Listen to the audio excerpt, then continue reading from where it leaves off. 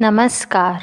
आज मैं प्रस्तुत कर रही हूँ मुंशी प्रेमचंद जी द्वारा लिखी गई कहानी, जिसका शीर्षक है रामलीला। इधर एक मुद्दत से रामलीले देखने नहीं गया।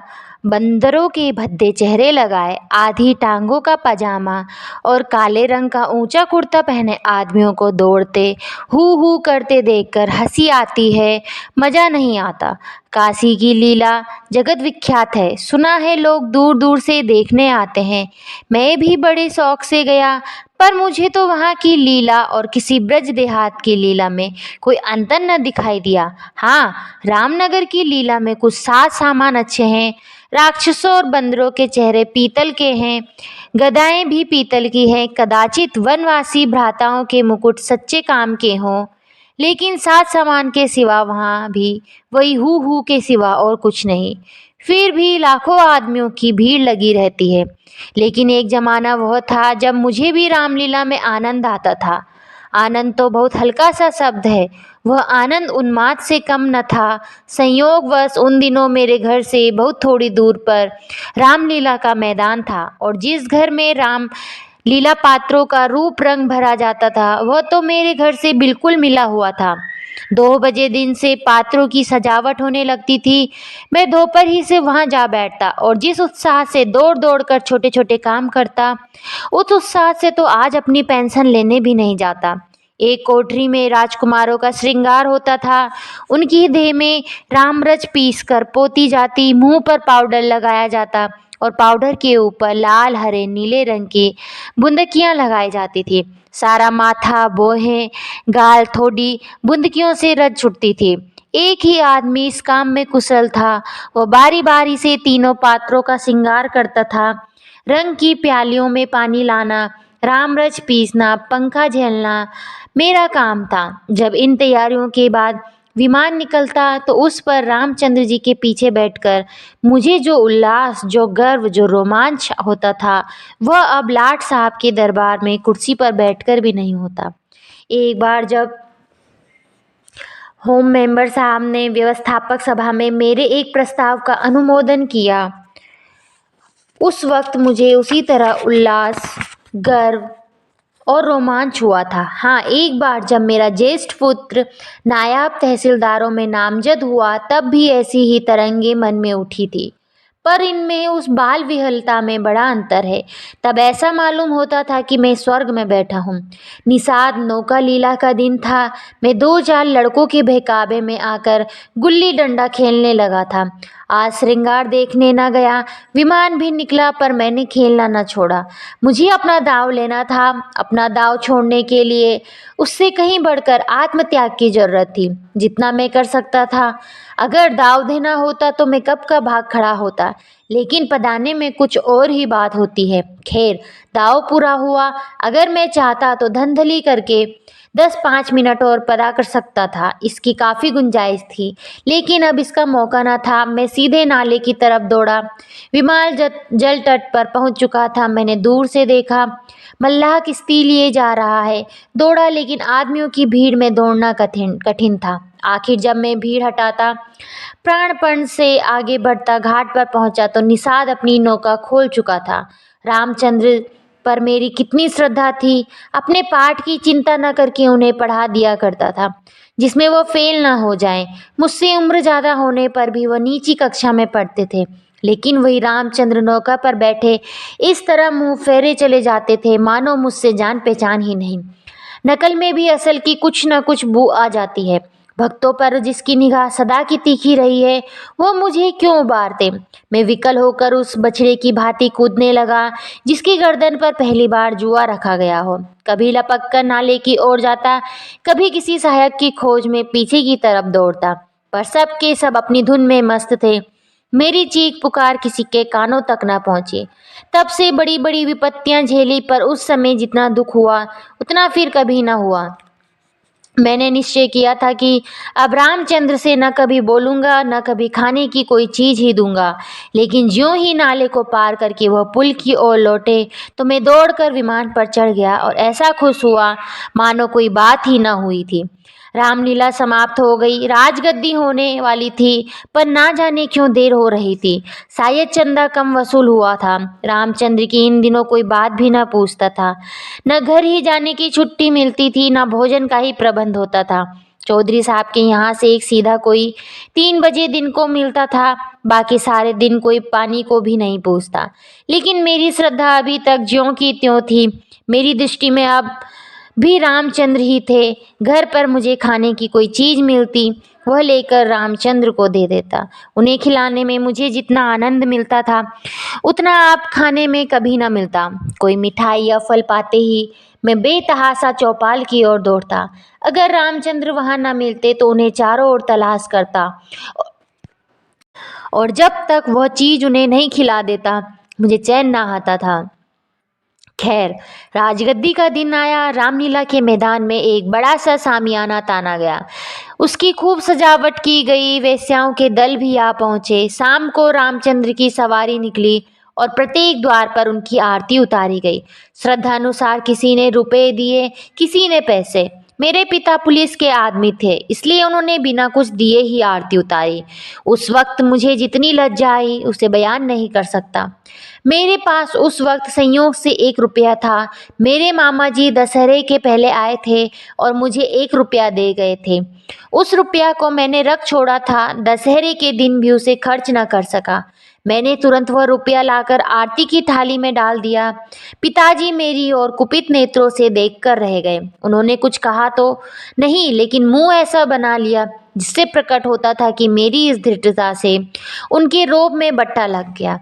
रात के 10 बजते बजते यह परिक्रमा पूरी हुई। आरती की थाली रुपयों और पैसों से भरी हुई थी। ठीक तो नहीं कह सकता, मगर अब ऐसा अनुमान होता है कि 400-500 रुपयों से कम न थे। चौधरी साहब इनसे कुछ ज्यादा ही खर्च कर चुके थे। उन्हें इसकी बड़ी फिक्र हुई थी कि किसी तरह कम से कम 200 रुपये और वसूल हो जाएं, और इसकी सबसे अच्छी तरकीब उन्हें यही मालूम हुई कि वेश्याओं द्वारा महफिल में वसीली हो। जब लोग आकर बैठ जाएं और महफिल का रंग जम जाए, तो आबादी जान रसिक जनों की कलाइयां पकड़कर ऐसे हाव भाव दिखाएं कि लोग शर्माते शर्माते भी कुछ न कुछ दे ही मरे। आबादी जान और चौधरी साहब में सलाह होने लगी। मैं संयोग से उन दोनों प्राणियों की बातें सुन रहा था। चौधरी साहब ने समझा होगा यह लौंडा क्या मतलब समझेगा, पर यहाँ ईश्वर की दया से अक्ल के पुतले थे। सारी दास्तान समझ में आती जाती थी। चौधरी, सुनो आबादी जान, ये तुम्हारी जायदती है। हमारा और तुम्हारा कोई पहला साबिक तो है नहीं। ईश्वर ने चाहा तो यहाँ हमें सा तुम्हारा आना जाना लगा रहेगा। अब की चंदा बहुत कम आया, नहीं तो मैं तुमसे इतना इसरार न करता। आबादी जान, आप मुझसे ही जमींदारी चाले चलते हैं क्यों? मगर यहाँ हुजूर की दाल ना गलेगी। वाह, रुपया तो मैं वसूल करूं और मूछों पड़ताव आप दें। कमाई का अच्छा ढंग निकाला है। इस कमाई से तो वाकई आप थोड़े दिनों में राजा हो जाएंगे। उसके सामने जमींदारी झक मारेगी। बस कल ही से एक चकला खोल दीजिए, खुदा की कसम माला माल हो जाइएगा। चौधरी, तुम दिल लगी करती हो और यहाँ काफिया तंग हो रहा है। आबादी जान, तो आप भी तो मुझी से उस्तादी करते हैं। यहाँ आप जैसे काइयों को रोज उंगलियों पर नाचते हो। चौधरी, यही सही। आबादी जान, अच्छा तो पहले मेरे 100 रुपये गिन दीजिए, पीछे से आप अलसेट करने लगेंगे। चौधरी, वाह, वो भी लोगी और यह भी। आबादी जान, अच्छा तो आप समझते थे कि अपनी उजरत छोड़ दूंगी? वाह रही आपकी समझ, खूब, क्यों ना हो। दीवाना बकारे दरवेश होशियार। चौधरी, तो क्या तुमने दोहरी फीस लेने की ठानी है? आबादी जान, अगर आपको 100 दफे गरज हो तो, वरना मेरे 100 रुपये तो कहीं गए ही नहीं। मुझे क्या कुत्ते ने काटा है जो लोगों की जेब में हाथ डालती फिरूं? चौधरी की एक न चली। आबादी के सामने दबना पड़ा। नाच शुरू हुआ। आबादी जान बला की शौक औरत थी। एक तो कमसीन, उस पर हसीन, और उसकी अदाएं तो इस गजब की थी कि मेरी तबीयत भी मस्त हुई जाती थी। आदमियों के पहचानने का गुण भी उसमें कुछ कम न था। जिसके सामने बैठ गई उससे कुछ न कुछ ले ही लिया। 5 रुपए से कम तो शायद ही किसी ने दिए हों। पिताजी के सामने भी वो बैठी। मैं मारे शर्म के गड़ गया। जब उसने उनकी कलाई पकड़ी, तब तो मैं सहम उठा। मुझे यकीन था कि पिताजी उसका हाथ झटक देंगे और शायद धुतकार भी दें, किंतु ये क्या हो रहा है? ईश्वर, मेरी आंखें धोखा तो नहीं खा रही हैं? पिताजी मूंछों में हंस पिताजी मूंछों में हंस रहे हैं। ऐसा मृदु हंसी उनके चेहरे पर मैंने कभी नहीं देखी थी। उनकी आंखों से अनुराग टपक पड़ता था। उनका एक एक रोम पुलकित हो रहा था। मगर ईश्वर ने मेरी लाज रख ली। वह देखो, उन्होंने धीरे से आबादी के कोमल हाथों से अपनी कलाई छुड़ा ली। अरे, यह फिर क्या हुआ? आबादी तो उनके गले में बाहें डाल देती है। अब पिताजी उसे जरूर पीटेंगे। चुड़ैल को जरा भी शर्म नहीं। एक महाशय ने मुस्कुराकर कहा, यहाँ तुम्हारी दाल ना गलेगी आबादी जान। और दरवाजा देखो। बात तो इन महाशय ने मेरे मन की कही और बहुत ही उचित कही, लेकिन न जाने क्यों पिताजी ने उसकी ओर कुपित नेत्रों से देखा और मूंछों पर ताव दिया। मुंह से तो वह कुछ न बोले, पर उनकी मुख की आकृति चिल्लाकर सरोज शब्दों में कह रही थी, तू बनिया, मुझे समझता क्या है? यहाँ ऐसे अवसर पर जान तक निसार करने को तैयार है। रुपये की हकीकत ही क्या? तेरा जी चाहे आजमा ले। तुझसे दूनी रकम न दे डालूं तो मुंह न दिखाऊं। महान आश्चर्य, घोर अनर्थ। अरे जमीन, तू फट क्यों नहीं जाती? आकाश, तू फट क्यों नहीं पड़ता? अरे मुझे मौत क्यों नहीं आ जाती? पिताजी जेब में हाथ डाल रहे हैं। वह कोई चीज निकाली और सेठ जी को दिखाकर आबादी जान को दे डाली। यह तो असरफी है। चारों ओर तालियां बजने लगी। सेठ जी उल्लू बन गए। पिताजी ने मुंह की खाई। इसका निश्चय मैं नहीं कर सकता। मैंने केवल इतना देखा कि पिताजी ने एक असरफी निकालकर आबादी जान को दे दी। उनकी आंखों में इस समय इतना गर्वयुक्त उल्लास था, मानो उन्होंने हातिम की कब्र पर लात मारी हो। यही पिताजी हैं जिन्होंने मुझे आरती में 1 रुपया डालते देखकर मेरी ओर इस तरह से देखा, मानो मुझे फाड़ ही खाएंगे। मेरे उस परमोचित व्यवहार से उनके रोब में फर्क आता था और इस समय इस घृणित, कुत्सित और निंदित व्यापार पर गर्व और आनंद से फूले न समाते थे। आबादी जान ने एक मनोहर मुस्कान के साथ पिताजी को सलाम किया और आगे बढ़ी, मगर मुझसे वहां न बैठा गया। मारे शर्म के मेरा मस्तक झुका जाता था। अगर मेरी आंखों देखी बात न होती तो मुझे इस बात पर कभी एतबार न होता। मैं बाहर जो कुछ देखता सुनता था उसकी रिपोर्ट अम्मा से जरूर करता था, पर इस मामले को मैंने उनसे छिपा रखा। मैं जानता था उन्हें यह बात सुनकर बड़ा दुख होगा। रात भी गाना होता रहा। तबले की धमक मेरे कानों में आ रही थी। जी चाहता था चलकर देखूं, पर साहस न होता था। मैं किसी को मुंह कैसे दिखाऊंगा?